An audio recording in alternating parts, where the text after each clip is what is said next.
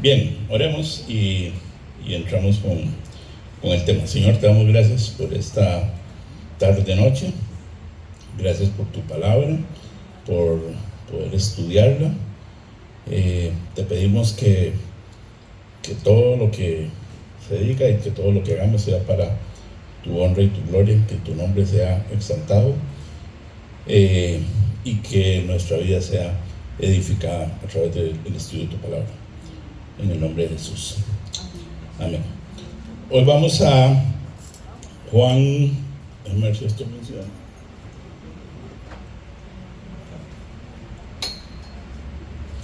Juan 18, del 15 al 27. Hoy vamos a ver el pasaje de la negación de Checho. No, Checho ya lo voy a dejar en paz. La negación de Pedro. Hoy continuamos con nuestra serie Hacia la Cruz. Y quiero que pensemos un momento, gracias.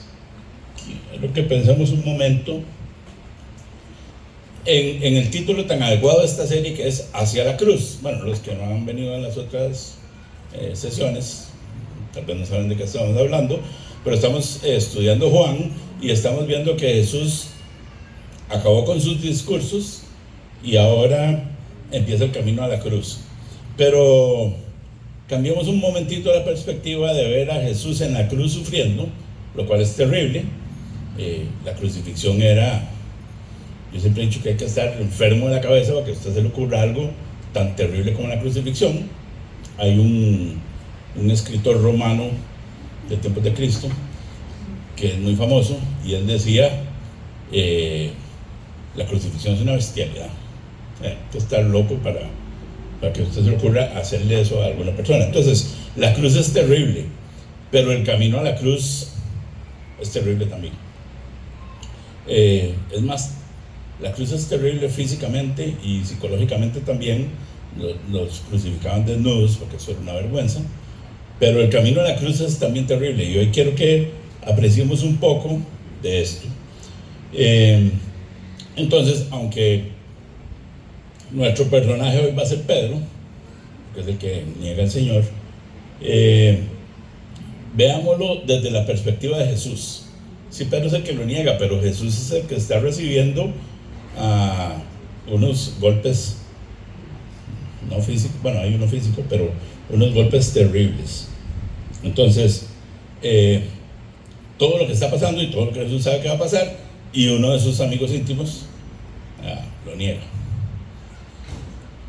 Ok, entonces, para que nos pongamos del lado de qué está pasando desde el punto de vista de Jesús.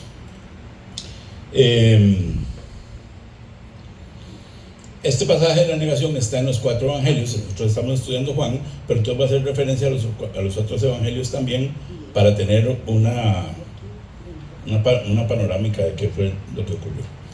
Ok, vamos a leer el pasaje. Voy a ver si esto me funciona.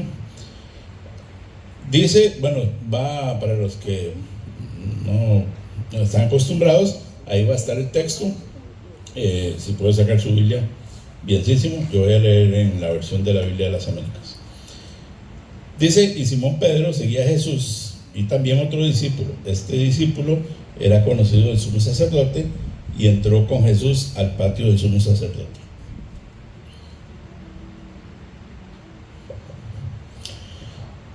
Pero Pedro estaba afuera, a la puerta, así que el otro discípulo, que era conocido del sumo sacerdote, salió y habló a la portera e hizo entrar a Pedro.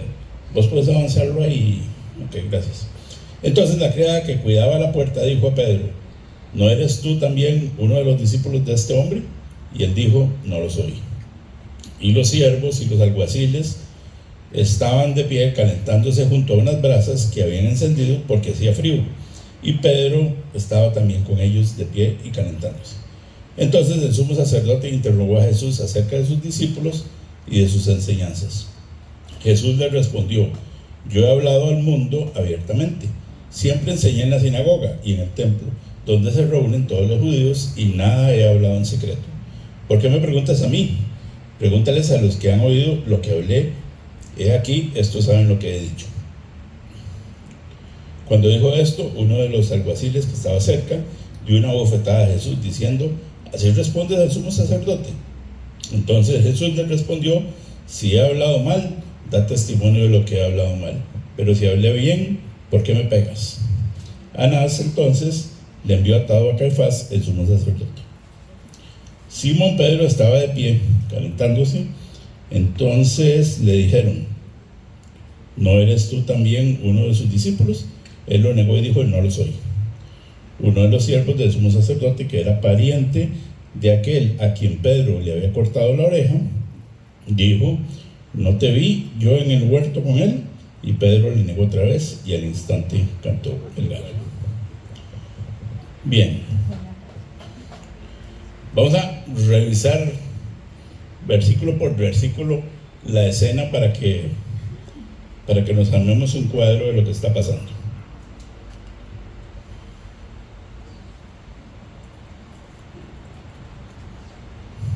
Ok. Es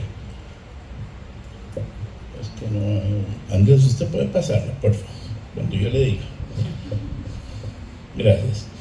Ok, lo primero que vemos aquí, en el versículo 15, es que de los 12 discípulos, o digamos de los 11, porque había uno que ya había desaparecido de escena, de los 11 que quedaban, todos se desaparecen. Todos se desaparecen, Andrés. Ok, todos se desaparecen y quedan dos. Solo ahora aparecen Pedro y otro discípulo. Ahora, es casi evidente que el otro discípulo es Juan, que es el autor del Evangelio. Juan habla mucho en su Evangelio, no lo vamos a buscar, y él habla de otro discípulo, del otro discípulo, del discípulo que el Señor amaba, y se está refiriendo al mismo. Él dice que cuando estaba en la cena se le recostó el discípulo que el Señor amaba en el pecho del Señor, y era el mismo. Entonces, Juan es el otro discípulo. Además, parece que el autor que nos está contando estos hechos estuvo ahí. Él se acuerda que hacía frío, que prendieron un fuego. Digamos, los otros evangelistas no mencionan, bueno, ninguno menciona el frío, y el fuego solo lo menciona Lucas. Es el único que dice que a Jesús lo llevaron donde Anás, antes de ir donde Caifás. Conocía el nombre del que le arrancaron la oreja, que se llamaba Malco, y conocía que había un alguacil que era pariente de Malco. Entonces era alguien que estaba ahí muy informado. Entonces el otro discípulo es Juan. Ahora pensemos en las implicaciones de esto, Andrés. Estos dos discípulos, Pedro y Juan, ¿son de los valientes? ¿Usted los catalogaría de los valientes o de los cobardes? Sin maltratar los otros 10, pero bueno, los otros 9, pero ¿de los valientes o de los cobardes? De los valientes, porque cuando vino aquella multitud, y la Biblia no nos relata bien qué pasó, se desaparecieron. Y Pedro y Juan se fueron detrás del Señor. Ahora, usted puede pensar que, bueno, no eran valientes, eran vinos, quería saber qué era lo que estaba pasando, pero parece que lo mejor es, no, ellos quieren ver qué está pasando porque por amor a su Señor, ¿verdad? Se llevaron a Jesús, de ahí no lo dejamos solo, vamos a ver qué es lo que pasa o cómo está el asunto. Ok.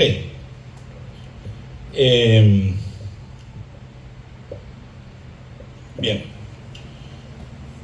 entonces tenemos ya a dos discípulos que no abandonaron al Señor, sino que se fueron con él, y vamos al versículo 16, Andrés, por favor.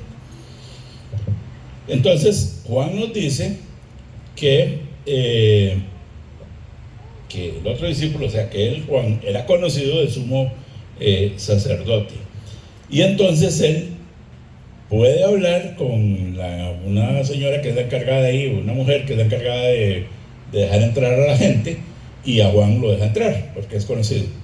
Pero a Pedro no pudo entrar. Pedro no tenía influencias.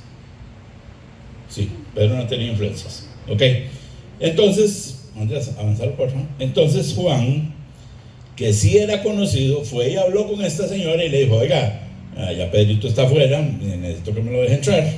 Y qué bonito, ¿verdad? Cuando uno tiene patas y hace cosas que tiene ciertos privilegios. Muy bien.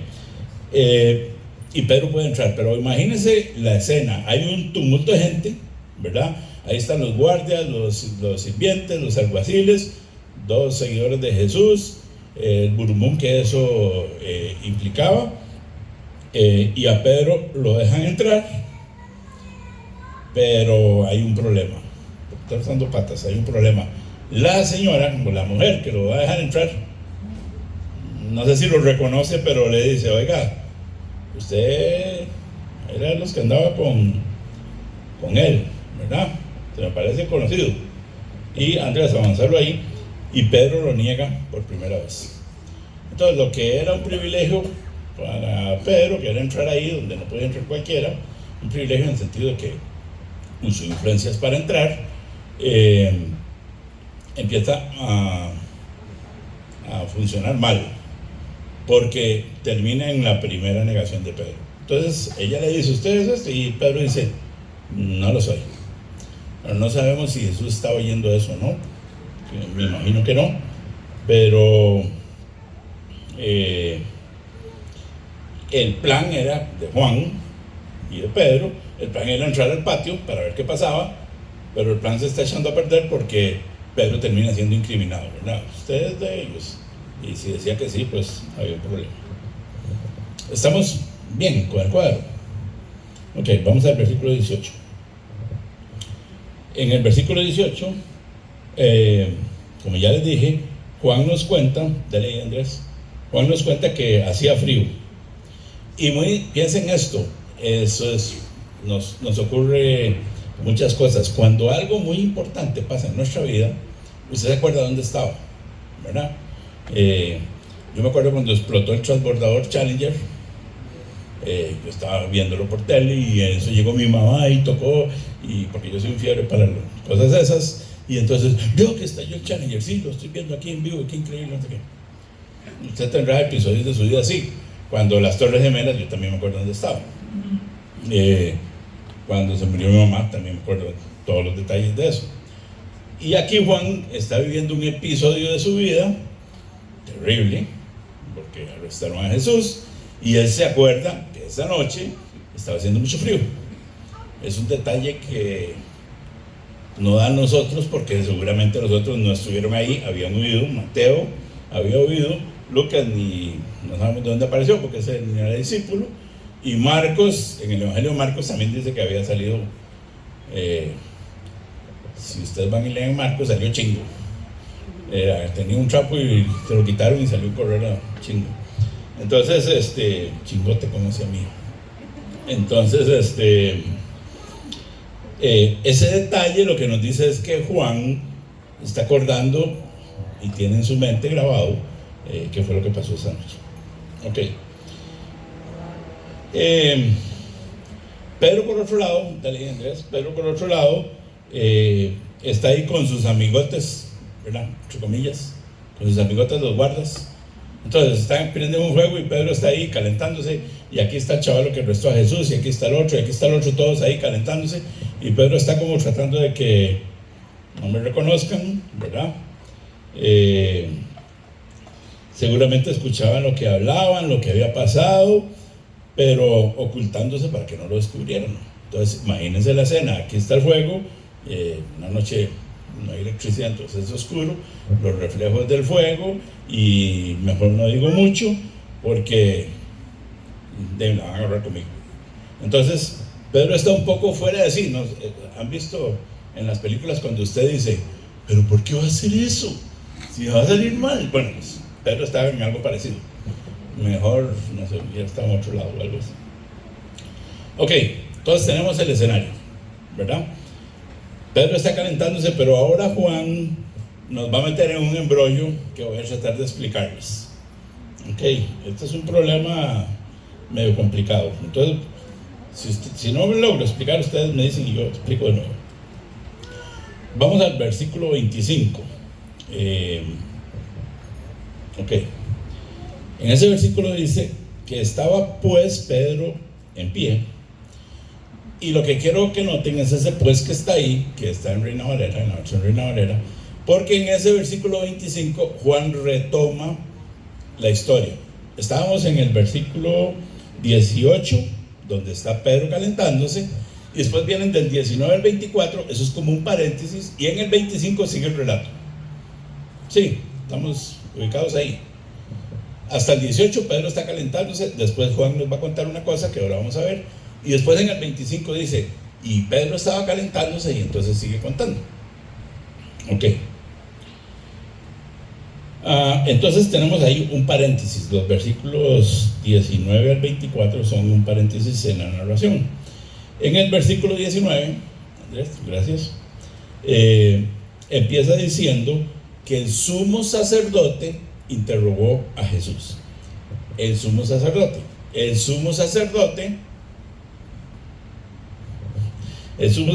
era Caifás, no Anás, que era suegro de Caifás. Entonces vean, había un señor que se llamaba Anás, que mejor no les cuento porque era terrible. Anás era terrible de los terribles. ¿Se acuerdan cuando Jesús limpió el templo? Porque ahí había unos cambistas y no sé qué. Bueno, a ese negocio que tenían en el templo, que era un relajo, le decían el bazar de Anás, porque el hombre era el que manejaba todo eso y tenía mucha plata. Él fue sumo sacerdote, tuvo 5 hijos sumos sacerdotes, y ahora Caifás, del cual él era suegro, era sumo sacerdote. Eso eran puras patas, porque cuando los romanos conquistaron Israel o Canaán, ahí en Jerusalén, el sumo sacerdocio se volvió un negocio. Entonces usted le daba plata a los romanos y lo nombraban sumo sacerdote. Ok, pero entonces Anás había sido sumo sacerdote, Caifás es el sumo sacerdote en este momento. Muy bien. En el versículo 12, que no leímos hoy, pero en el versículo 12 dice que a Jesús lo llevaron donde Anás y después donde Caifás. Ok, ¿estamos bien? Muy bien. Y por el versículo 24, que dice, Anás entonces le envió atado a Caifás, el sumo sacerdote. Parece que lo que ocurre entre el versículo 19 y el 23 fue en la casa de Anás, porque ahora Anás lo manda donde Caifás, ¿verdad? Ahora, muy probablemente en sus Biblias, en algunas Biblias suyas, tengan algo como un titulito en el párrafo que dice interrogatorio de Jesús en la casa de Anás, pero esos títulos no son inspirados. Hay otras Biblias que lo que dicen es interrogatorio de Jesús. La mía dice Jesús ante el sumo sacerdote y no dice el nombre, por el problema que les voy a contar. Bueno, lo que calza mejor aquí es que todo esto que va a pasar del versículo 19 al 24 ocurrió en la casa de Caifás, no en la casa de Anás, porque el sumo sacerdote es Caifás, no Anás. Qué montón de es. Bueno,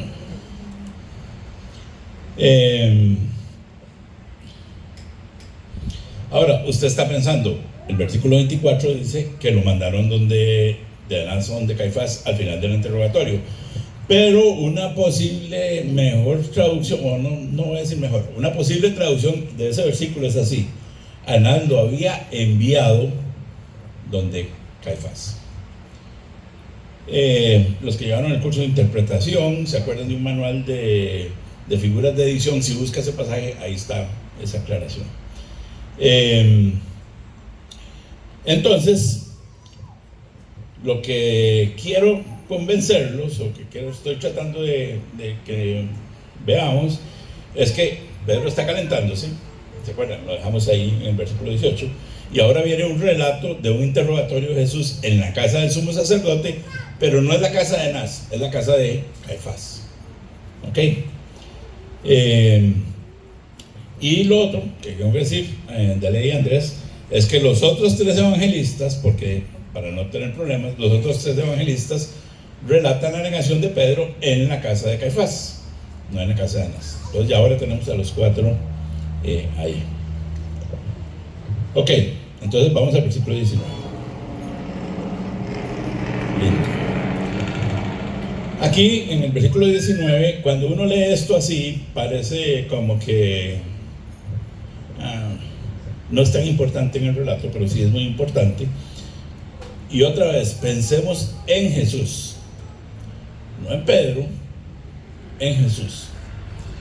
Aquí tenemos una de las muchas violaciones que ocurrieron, violaciones a la ley que se hicieron durante el proceso del juicio de Jesús, o no el juicio, de cómo trataron a Jesús, que termina en la crucifixión, pero bueno. Dale, Andrés. Primero, el acusador no podía incriminar al acusado. Vean que ahí dice que el sumo sacerdote interroga a Jesús acerca de sus enseñanzas y sus discípulos. Y usted dice, bien, pues, de eso que tiene malo. Él no podía hacer eso. Él no podía hacer porque Jesús, respondiendo a esto, podía incriminarse. Y eso era prohibido. Lo que él tenía que hacer tenía que traer testigos que acusaran a Jesús. Entonces, no sé, digamos que Alex es el acusado y yo soy el juez. Entonces yo no puedo decirle, Alex, usted se robó la plata, porque él se puede incriminar. Yo lo que tengo que hacer es decir, Carlos, ven acá, usted sea el testigo, usted lo vio robándose la plata. Y entonces yo interrogo a Carlos, no interrogo al acusado. ¿Sí me explico?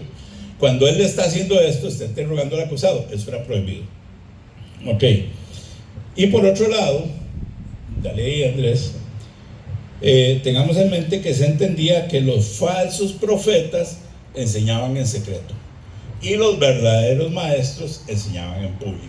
Entonces, cuando él le está preguntando a Jesús por sus discípulos y sus enseñanzas, le está insinuando que usted estaba enseñando escondidas. Y si usted está enseñando a escondidas, es un falso maestro. Vean que la pregunta, bueno, lo que está pasando es muy tramposo. Y además era prohibido. Piensen cómo se está sintiendo Jesús.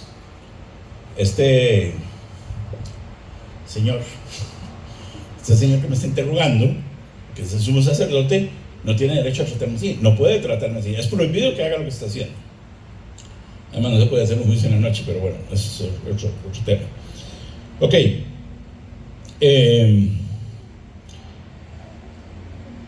¿Usted ha sido tratado alguna vez en su vida? Es una pregunta retórica, me imagino que sí todos, injustamente, sin poder hacer nada. Se siente una impotencia y además se siente, bueno, no sé ustedes, yo siento una impotencia, siento un colerón, ¿verdad? En por qué me está haciendo eso. Esto no debe ser así, nada de esto debe funcionar así. ¿Qué está pasando? Piensen lo que Jesús está sintiendo. ¿Por qué me está tratando así? Jesús no va a preguntar por qué. Ya sabe que sin ninguna esperanza esto va a terminar en la cruz. Jesús no tiene posibilidad de salvarse. Todo está siendo manipulado para llevarlo a la cruz. Entonces otra vez, imagínense usted estando ahí en esa situación de injusticia y ahora el asunto se va a poner peor. Entonces vamos al versículo 20 y 21. Ok. La respuesta de Jesús es bien interesante, tiene muchas implicaciones. Primero él le dice, vea Señor, básicamente lo que eso dice es, yo he enseñado públicamente, no me venga con ese cuentico de que tienen que saber de mis discípulos y mis enseñanzas. Yo enseñé en el templo, que es donde ustedes están, enseñé en la sinagoga, que es donde están los judíos, todo el mundo sabe lo que yo enseñé. Esa pregunta que usted me está haciendo, bandido, ¿verdad? Eso es. No como haría un falso maestro, a escondidas, ¿verdad? Sino que él ha enseñado públicamente. Él dice, nada he hablado en secreto, porque usted me tiene que preguntar eso. Ya mis discípulos los conocen, de hecho, hay uno allá afuera que lo acaban de reconocer y dijo que no es mi discípulo, ¿verdad? Los otros se fueron. Ya las enseñanzas las conocen, me han oído y hemos echado no sé cuántos pleitos hemos leído con los fariseos y con esos. Y ahora me vienen a preguntar por mis enseñanzas. No. Ok. Y también Jesús le dice, ¿por qué me pregunta a mí? Ahora, ¿por qué Jesús le dice eso? Porque le está diciendo, usted no tiene que preguntarme a mí, tiene que ir a preguntarle a los testigos. Así es como debe ser llevado este juicio. No preguntándole al acusado. Traiga a los testigos, los pone aquí y les pregunta. Él les dice, Pregúntales a los que han oído lo que hablé. He aquí, estos saben lo que he dicho.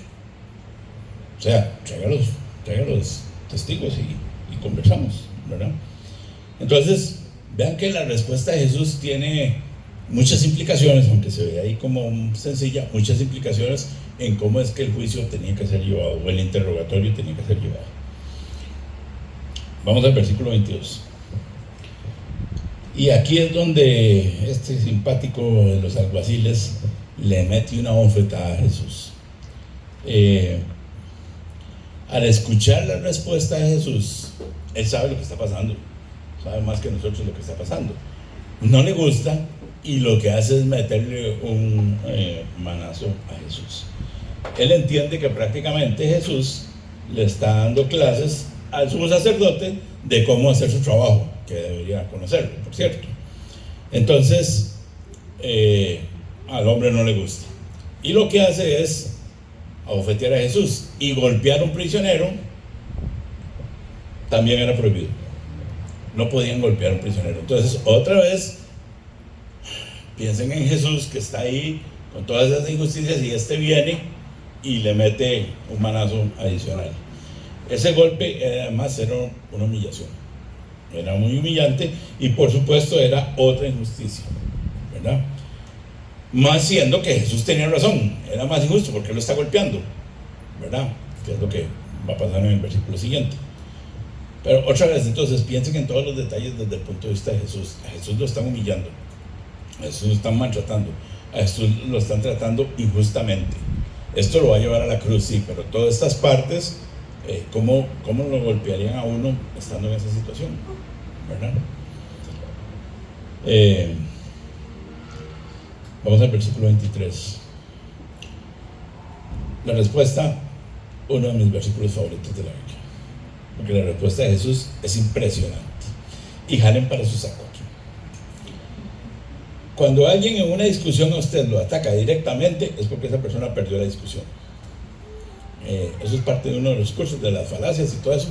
Pero sepa que cuando usted está discutiendo con alguien, ¿verdad? Yo estoy discutiendo con mi esposa, para no poner a otro aquí, y entonces ella dice, yo digo, es que 2 y 2 son 5, y ella dice, no, 2 y 2 son 4, y yo, no, son 5, no, son 4.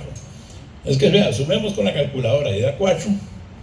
Entonces yo digo, para no perder la discusión, para no hacer menos, digo, es que usted es una jupona, ¿verdad? Y por supuesto, eso lo que significa es, ¿quién va a querer oír hablar una jupona? Nadie. Entonces, con eso la desacredito. 2 y 2 son 4 porque ella es una jupona. No tiene nada que ver con la discusión, pero es la forma de desacreditar al otro. Entonces, eso es lo que está pasando aquí. El alguacil no sabe qué hacer porque, ¿verdad? Golpea a Jesús porque oye la respuesta de Jesús, no tiene argumentos, entonces golpea a Jesús. Entonces Jesús le dice, vea, qué paciencia la Jesús. Yo ahí es donde hubiera llamado ya a Los Ángeles para que fueran entonces, ¿verdad? Y Jesús le dice, vea, si lo que yo dije está mal, entonces diga que está mal. Pero si lo que yo dije está bien, ¿por qué usted me golpea? Que era prohibido, por cierto, ¿verdad? Entonces, ¿por qué lo golpea? Porque no tiene ningún argumento contra Jesús.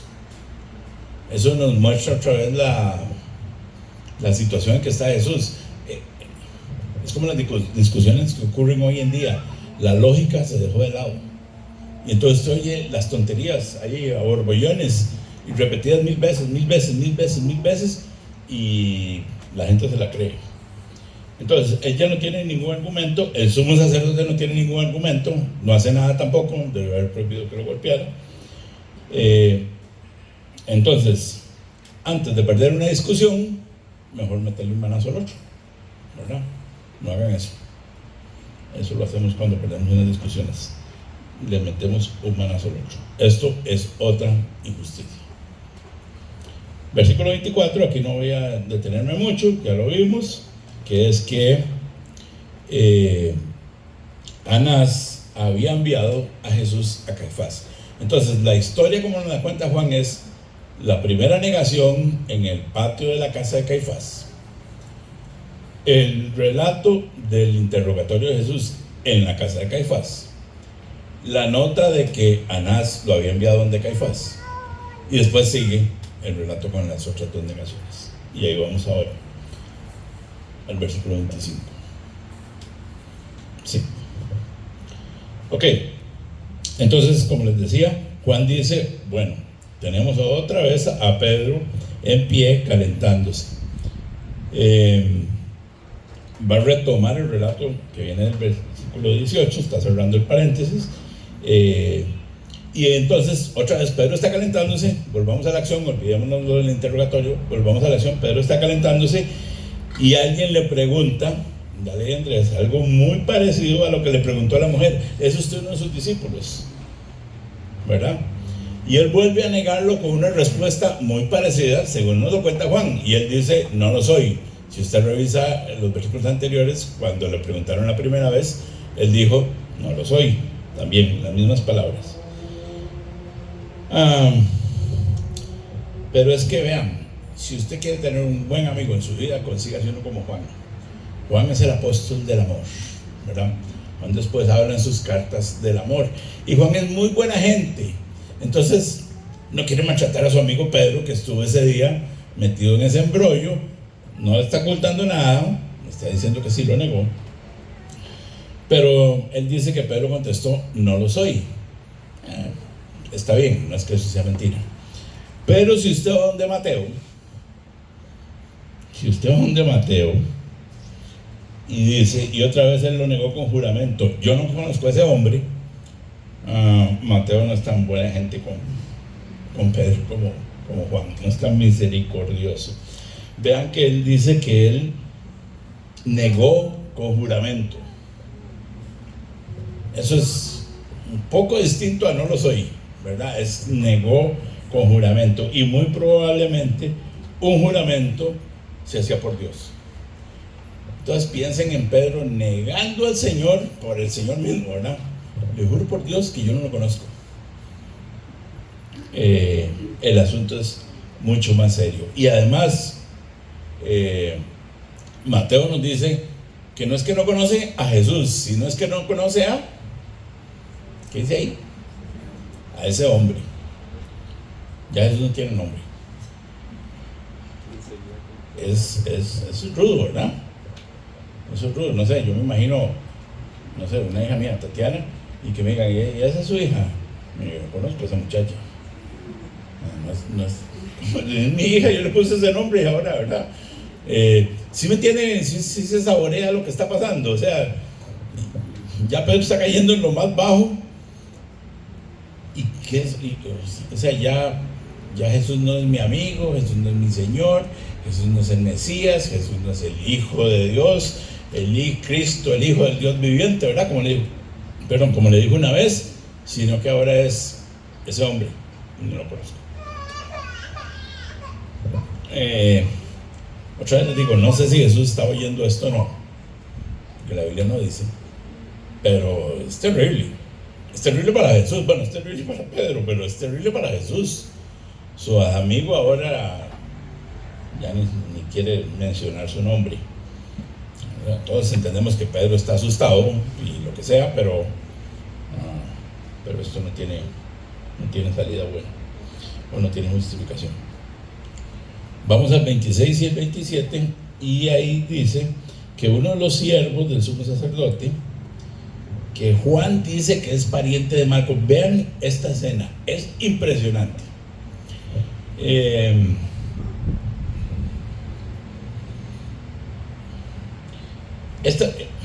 Pedro, bueno, para tener en contexto de la vez pasada, están allá en el huerto, y entonces cuando vienen a arrestar a Jesús y un chaval, Pedro saca la espada y le corta la oreja a Malco. Bueno, todos podemos suponer que Pedro no quería cortarle la oreja. Lo que pasa es que tuvo mala puntería, ¿verdad? ¿Quién le va a querer cortar la oreja a otro? Quiere cortarle por aquí, ¿verdad? Reducirle el tamaño. Pero seguro Marco se quitó y lo pescó en la oreja.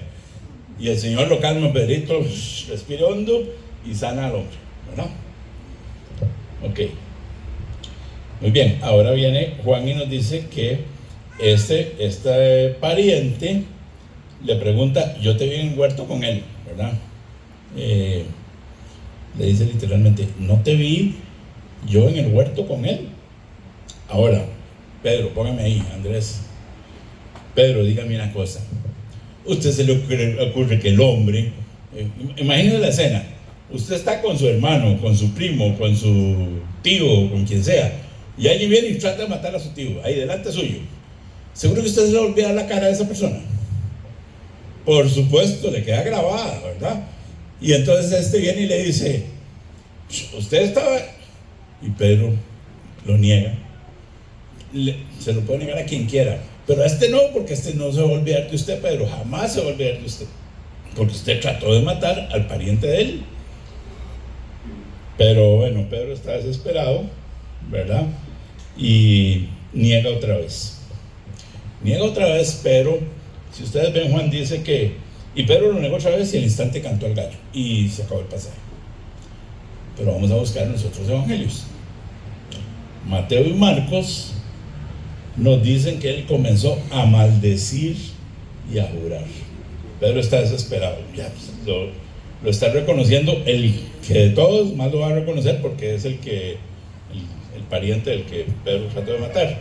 Y entonces Pedro empieza a maldecir y a jurar, y entonces ahí ya el asunto otra vez más complicado, juramentos, maldiciones. Pedro está como loco, Pedro está fuera de sí. Y ahora Juan ya no nos cuenta más, ¿verdad? Juan hace un silencio. Andrés, ¿verdad que él hace un silencio? Aunque la presentación no. Y él no hace lo que los otros evangelistas sí hacen, tal vez por cariño a Pedro, pero lo menciono para tener un contexto. Mateo y Lucas dicen que cuando Pedro se acordó de lo que Jesús dijo, lloró amargamente. Por supuesto.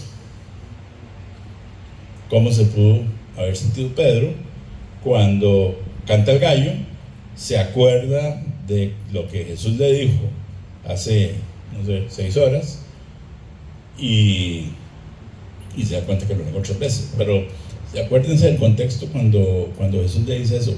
Pedro le dice, Señor, yo hasta la cruz voy con usted. Y Jesús le dice, ay, Pedrito, antes de que te acabe esta noche ya me han negado 3 veces y vamos a ir a la cruz. Creo que tal vez, no sé, creo que eso hace una generalidad, tal vez no sea cierta con todos ustedes, pero creo que tal vez no entendemos la cruz. La cruz es una mala palabra. Los romanos trataban de evitar decir la palabra cruz. Entonces cuando Pedro dice voy a ir hasta la cruz, es lo máximo. No le duró mucho, parece que era 1 de enero, que le duraron los propósitos como unas horas nada más. Voy a ir al gimnasio. Ok, un detalle más, esto no lo relata Juan, pero sí lo hace Lucas, y no quiero dejarlo porque para mí esto es la parte más terrible y además es impactante. En Lucas 22:61 dice que después de que cantó el gallo, el Señor miró a Pedro y Pedro se acordó y entonces ya lloró. ¿Cómo sería esa mirada, verdad?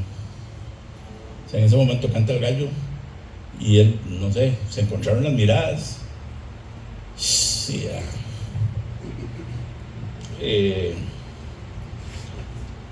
eso debe ser terrible para Pedro, pero ¿cómo se sentía Jesús? Ya, compañero, bueno, se lo avisé, pero no era que vamos a ir a la cruz juntos. No, a Jesús yo creo que no le está recriminando nada, pero para Pedro ver a Jesús después de haberlo negado, claro que llora amargamente. Se debió haber sentido terriblemente mal, y estuvo dispuesto a ir a la cruz. Yo no digo que era mentira lo que Pedro le dijo a Jesús, pero ahora ante una mujer, y no es un asunto de feminismo, es que en aquel tiempo, especialmente, que una mujer asustara a Pedro de esa manera, era bastante terrible. Y ante la pregunta de unos, totalmente destruido, ¿verdad, Pedro? Totalmente destruido, negando al Señor. ¿Cómo se sentiría Jesús con esta negación? Su amigo, uno de sus íntimos, ahora maldice y jura no conocer a Jesús.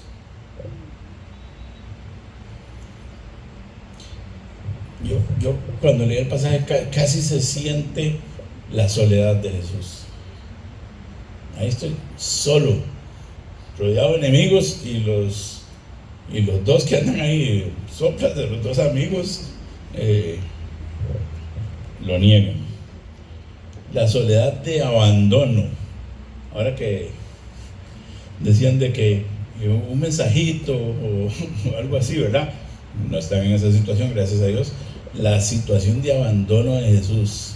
Nadie le mandó un mensaje a Jesús. Y el que tenía teléfono lo niega.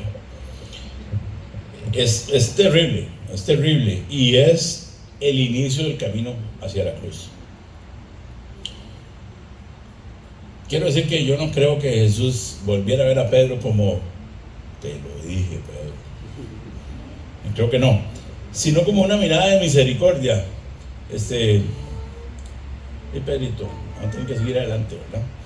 Porque Pedro es impulsado y se recupera de esta situación, y él sirve al Señor de manera destacada. No voy a hacer, no voy a hacer mucho spoiler, pero más adelante Juan, cuando ya Jesús resucitó y se encuentra con Pedro y le dice: Pedro, el pasaje famosísimo, Pedro, me ama, así, apacienta mis ovejas. Algunos dicen que le pregunta 3 veces, la Biblia no dice esto. Algunos comentaristas dicen que él le pregunta 3 veces, una por cada negación, y que lo que el Señor está tratando es de venga, Pedrito, está bien, sos una ratica, pero venga, sigamos juntos, ¿verdad? Está bien, me negaste, pero está perdonado, Pedro. Y yo creo que acordarse de esa mirada, no dice la Biblia, es lo que yo creo, que acordarse de esa mirada tenía que impulsar a Pedro a salir de ese hueco, ir más adelante. Ahora, quiero que se acuerden una de las preguntas que hice al principio, porque quiero agregar un detalle importante. Pedro falló no porque huyó, sino porque estaba ahí. Si no hubiera estado ahí, no podía negar a Jesús. Tenemos un amigo, que no va a decir el nombre, algunos lo conocen. Entonces, un día hablando con un pastor me dice: entonces Charles me dijo, yo me puedo equivocar por hacer las cosas, pero no me voy a equivocar por no hacerlas. Y yo dije: está bien, bonito. Entonces se puede equivocar porque no hace, o se puede equivocar porque hace. Y él dijo: yo me equivoco porque hago.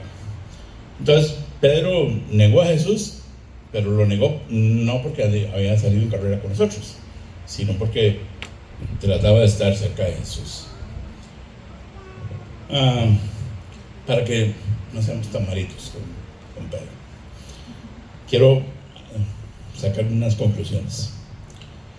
La primera es que la cruz otra vez es la cúspide del sufrimiento, pero Jesús lo sufrió todo por culpa mía, por mi pecado.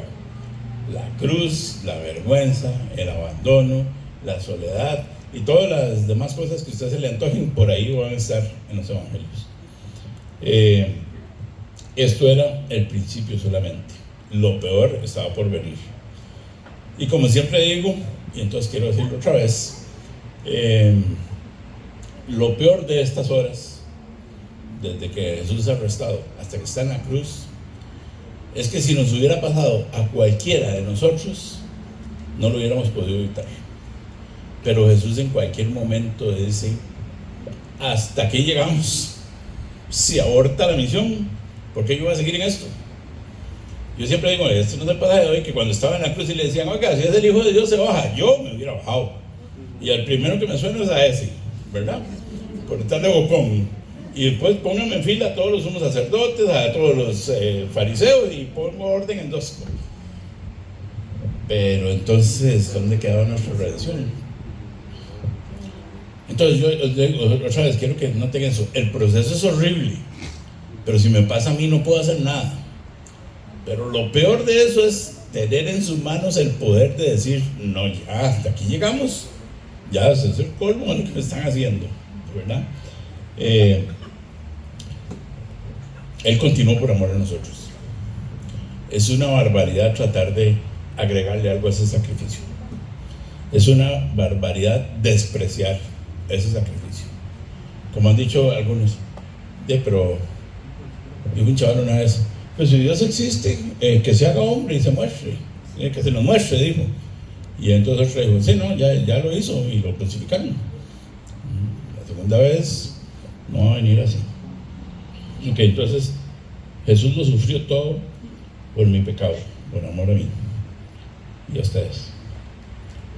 Yo contribuyo con muchos pecados, ¿no? De cada cual verá con cuántos contribuye. El segundo punto es que de alguna manera todos somos como Pedro. No le tiremos piedras teniendo techo de vidrio. Tal vez no negamos a Jesús como lo hace Pedro en este pasaje, pero a veces no nos hemos sentido avergonzados en medio de alguna circunstancia. Si usted no, yo le tengo que confesar, para mi vergüenza, que sí. O en medio de una situación, mejor que no sepan que somos cristianos. No estoy diciendo que entonces ahora Alex y Lynn tienen que llegar allá a decir, aquí nos reunimos los cristianos evangélicos y el gobierno me importa un pepino. No es eso lo que estoy diciendo, ¿verdad? Pero sí, creo que sí me estoy explicando en que hay situaciones en que actuamos como Pedro. Cuando pecamos y desobedecemos, no es una forma de negar al Señor. Nuestras acciones en la vida cotidiana a veces no niegan al Señor. Entonces, de alguna manera, todos somos como Pedro. Y el tercer punto es que, como somos como Pedro, el Señor es nuestro refugio. Pedro falló, pero ahí no acaba la historia. El Señor lo restauró, ¿verdad? El Señor le dijo, pacienta mis ovejas. Solo la misericordia del Señor hace eso. Nosotros fallamos y por experiencia propia les voy a contar lo que me pasa a mí. No, a ustedes no, es solo a mí.